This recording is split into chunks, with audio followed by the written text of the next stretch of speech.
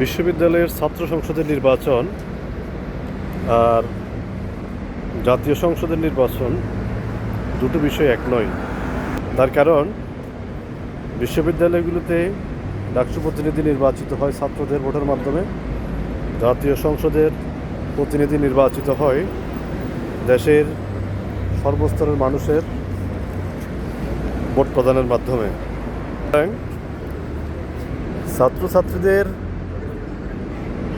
প্রতিনিধি নির্বাচনের ক্ষেত্রে যে সমস্ত বিষয়গুলো তারা মাথায় রাখে, ওই সমস্ত বিষয়গুলো হচ্ছে বিশ্ববিদ্যালয় কেন্দ্রিক।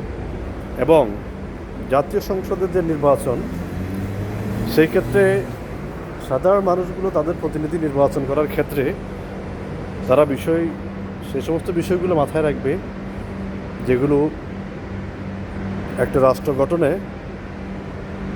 রাজনৈতিক দলগুলো কতটুকু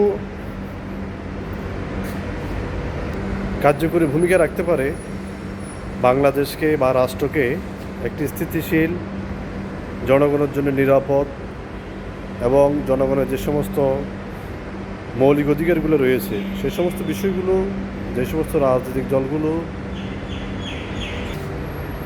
নিশ্চয়তা দিতে পারে, সে সমস্ত রাজনৈতিক দলগুলোর উপরে জনসাধারণ বা জনগণ বা যারা ভোটার তারা আস্থা রাখবে। এটাই খুবই স্বাভাবিক। যেহেতু আগামীতে একটি জাতীয় সংসদ নির্বাচন, সেই নির্বাচনে বিএনপি একটি জনপ্রিয় এবং বৃহৎ রাজনৈতিক দল হিসাবে জনগণের ভোটের মাধ্যমে নির্বাচিত হয়ে দেশের